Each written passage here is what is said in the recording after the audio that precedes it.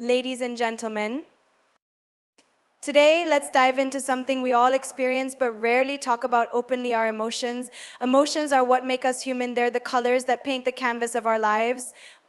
But just like any form of art, if you don't know how to control the brush, you could end up with chaos instead of a masterpiece. And trust me, I've been there. I've felt the whirlwind of emotions, from frustration to pure joy, and I've learned that controlling them is not about suppressing them, but about mastering them.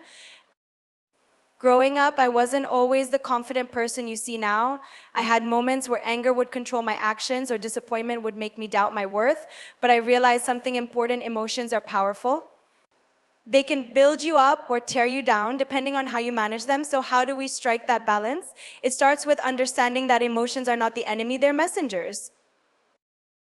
When you feel anger, it's telling you that a boundary has been crossed. When sadness creeps in, it's a signal that something needs healing. And when happiness lights you up, it's your soul saying, "This is what I need more of."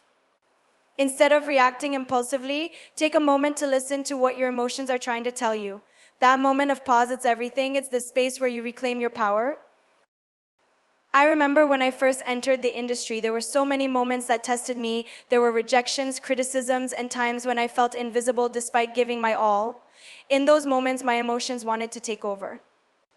Anger wanted me to lash out, sadness wanted me to give up, but I realized that if I let those feelings dictate my actions, I'd never move forward. So I learned to pause, breathe, and respond, not react. Breathing is such a simple thing, but it's transformative. When emotions run high, your breath becomes shallow and your body reacts as if it's in danger. But when you take control of your breath, you're telling your mind, "I'm safe, I've got this." Deep, steady breaths can bring you back to the present moment, grounding you when your emotions feel overwhelming. I also realized that controlling emotions isn't just about calming down when you're angry or sad. It's about channeling them into something constructive. When I felt frustration, I used it as fuel to work harder. When I felt nervous before a performance, I turned that energy into excitement. Emotions are like waves. You can't stop them from coming, but you can learn to surf. Another thing that helped me was shifting my perspective. Sometimes our emotions feel so intense because we take things personally. If someone criticizes you, it doesn't mean you're not good enough. If a door closes, it doesn't mean you failed. When I started seeing challenges as lessons and setbacks as redirections, my emotions became easier to handle. Instead of feeling defeated, I felt motivated to try again, to prove to myself that I could overcome anything. And let's talk about relationships, because emotions often get the better of us when we're dealing with people. Whether it's a misunderstanding with a friend or a heated argument with a loved one, emotions can escalate things quickly. But here's what I've learned: you don't always have to respond right away. Silence can be powerful. It gives you time to process your feelings and choose your words carefully. In those moments, ask yourself, am I reacting from a place of love or a place of ego? When love leads the way, the outcome is always better. There's also a lot of pressure to always appear put together. People often think controlling emotions means being stone cold or emotionless.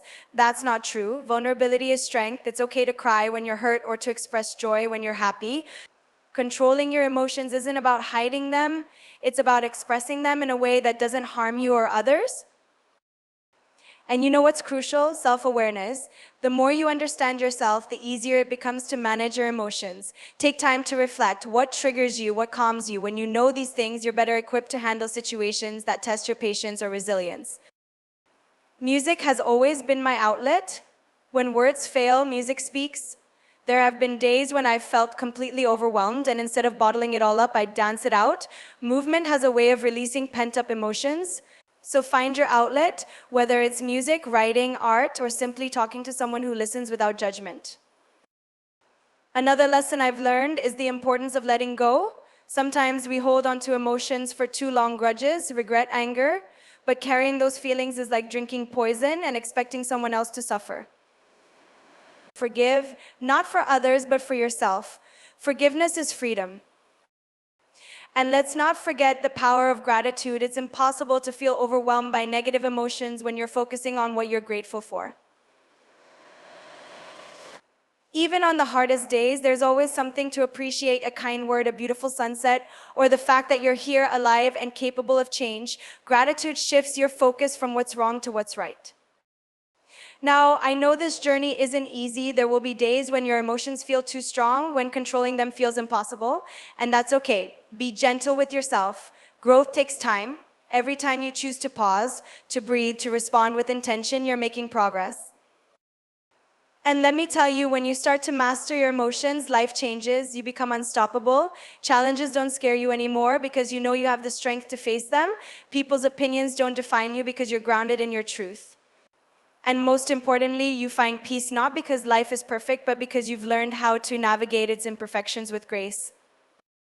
So as we wrap up, I want you to remember this: you are in control. Your emotions don't define you, your actions do. Every moment is an opportunity to choose how you respond. And with every choice, you're creating the life you want to live. Thank you for being here, for listening, and for allowing me to share a piece of my heart with you. Let's all strive to be the masters of our emotions, not their slaves, because when we control our emotions, we don't just survive, we thrive.